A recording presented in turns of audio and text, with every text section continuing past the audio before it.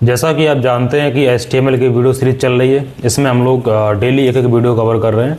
यदि आप डेली मेरा वीडियो देखते हैं तो HTML कोडिंग आप आसानी से सीख सकते हैं। तो चलो चलते हैं स्क्रीन पे और देखते हैं कि आज हम कौन से टैग कवर करने वाले हैं। तो आज का जो पहला टैग आपका रहेगा वो होगा स्मॉल टैग। पहले मैं आपको कोडिंग इसलिए दिखा देता हूं ताकि आप इसका स्क्रीनशॉट ले लें और अपना जब भी सिस्टम पर रन करवाएं तो कोडिंग को देख देख कर रन करवा लें। तो स्मॉल टैग क्या काम करता है, जो भी आपकी नॉर्मल लाइन होती है उससे छोटा टैग जो प्रिंट होगा वो स्मॉल टैग से होता है, छोटा सा टैग आएगा, स्मॉल से थोड़ा सा छोटा। अगला जो टैग रहेगा आपका वो क्या रहेगा, स्ट्राइक। स्ट्राइक टैग ऐसा टैग होता है जिसमें हम किसी लाइन को कट कर सकते हैं। स्ट्राइक का दूसरा जो टैग होता है वो होता है आपका डेल, जिसे बोलते हैं हम लोग डिलीट। इसका भी काम रहता है किसी भी लाइन को डिलीट करना या कट कर देना, इस तरीके से कट लगा देना।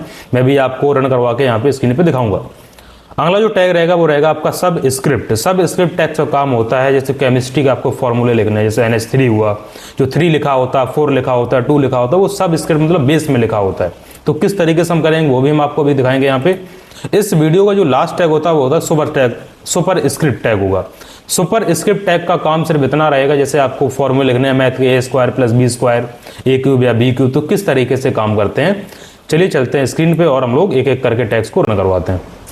सबसे पहले आपको कीबोर्ड पे विंडो R बटन को प्रेस करना है और यहाँ पे टाइप करना है आपको नोटपैड और एंटर प्रेस कर देना है। जिस तरीके से मैंने आपको पहले सिखाया था वीडियोस में कि आपको फोल्डर कैसे बनाना है, कोडिंग को रन कैसे करवाना, आप पिछले वीडियो जरूर एक बार देखें। तो हम डायरेक्ट यहाँ पे नोटपैड को मैंने ओपन किया और मैं यहाँ पे टाइप करता हूँ HTML। इसके बाद सेकेंड टैग आपका होता है हेड, थर्ड टैग आपका होता है यहाँ पे टाइटल।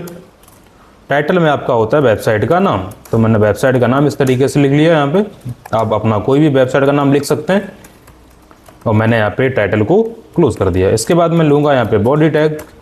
बॉडी टैग लेने के बाद मैं सबसे पहले यहाँ पे कवर करूँगा स्मॉल टैग और एक लाइन में लिखता हूँ यहाँ पे this is a web page और यहाँ पे मैं क्लोज करता हूँ स्मॉल टैग को और यहाँ पे मैं लगाता हूँ BR टैग ताकि लाइन ब्रेक हो जाए और एक लाइन में यहाँ पे और प्रिंट करवाता हूँ same this is a web page, ताकि आपको दोनों में अंतर समझ में आए कि स्मॉल टैग क्या काम करता है।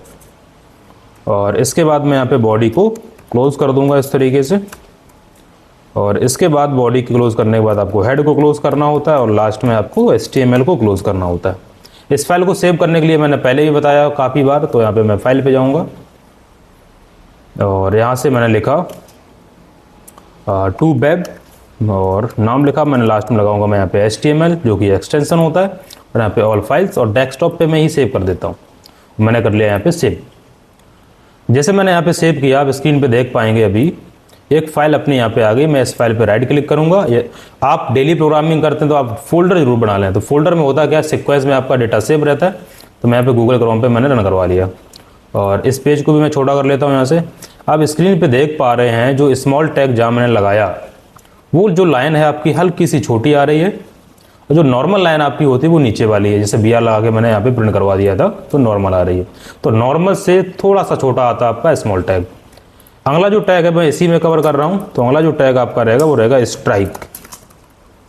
स्ट्राइक टैग का काम होगा आपको किसी भी टेक्स्ट को कट कर देना। कैसे कट करेगा मैं अभी लाइव दिखाता हूँ आपको यहाँ पे।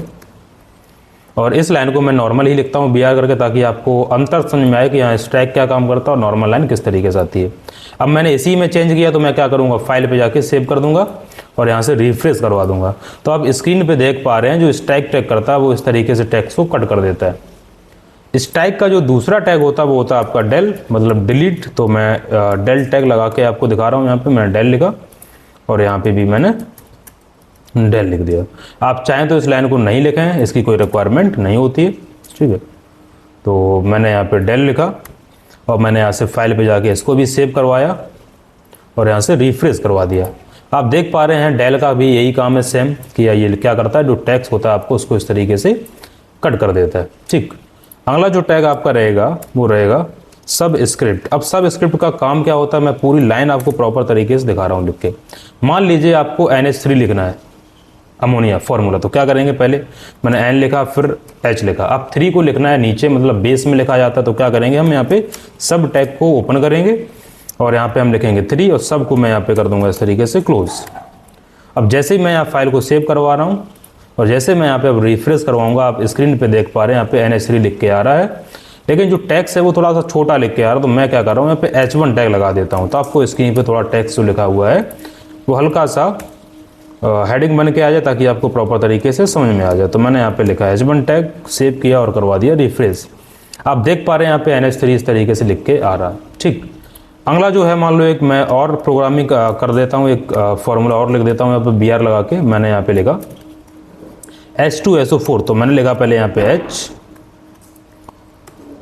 और 2 लिखना है। तो अब मुझे बार बार ना कोडिंग करनी पड़े तो क्या करो, आप इसी सब का इस तरीके से सिलेक्शन करो, Ctrl+C से कॉपी करो और यहाँ पे पेस्ट कर दो। अब H2 करना था तो यहाँ पे आप सिर्फ 2 कर दें, SO4 होता तो पहले SO आप लिखें, फिर उसी का पेस्ट कर दें और यहाँ पे क्या कर दें, 4 कर दें इस तरीके से। ठीक, अब यहाँ पे आप क्या करें, फाइल पे जाएं और यहाँ पे सेव करें और फिर से यहाँ से रिफ्रेश करवा दें। आप देख पा रहे हैं स्क्रीन पे H2SO4 भी लिख के इस तरीके से आ चुका है। ठीक, अब हम आपको दिखाते हैं सुपर स्क्रिप्ट टैग का कैसे यूज करते हैं। जैसे मैथ का फॉर्मूला मान लो लिखना है आपको, A² + B², तो सबसे पहले आप लिखेंगे यहाँ पे A, इसके बाद आपको लिखना पड़ेगा SUP, ब्रैकेट को आप क्लोज करेंगे। अब पावर लगानी है तो 2 होता है, फिर इसके बाद लगाएंगे हम लोग यहाँ पे प्लस, फिर लिखेंगे B।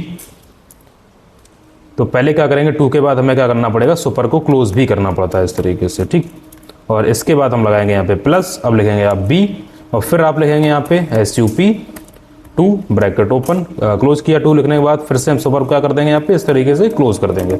ठीक है, अब जैसे आप यहाँ पे सेव करेंगे और स्क्रीन पे रिफ्रेश करवाएंगे तो स्क्रीन पे आप देख पा रहे हैं A² + B² इस तरीके से लिख के आ रहा है, लेकिन कुछ मिस्टेक हो रही है यहाँ पे। तो हमें करना क्या है, एक बार यहाँ पे आपको ये देखो मैंने क्लोज नहीं किया। अब जैसे आप यहाँ पे ओपन किया था तो आपको यहाँ पे क्लोज करना पड़ेगा, तभी ये प्रॉपर तरीके से सही आएगा।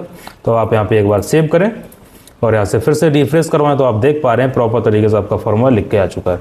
तो केमिस्ट्री का मैंने फॉर्मूला लिखा, इसके बाद मैंने आपको यहाँ से मैथ का फॉर्मूला लिख के आपको यहाँ पे दिखाया किस तरीके से आप कोड लिखेंगे। ठीक, और जो भी टैग्स हैं, जैसे हम कंप्लीट वीडियो सीरीज कवर कर रहे हैं HTML की। यदि आपको वीडियो सीरीज पसंद आ रही हो तो अपने दोस्तों को शेयर जरूर करें, लाइक करें और सब्सक्राइब करें। धन्यवाद।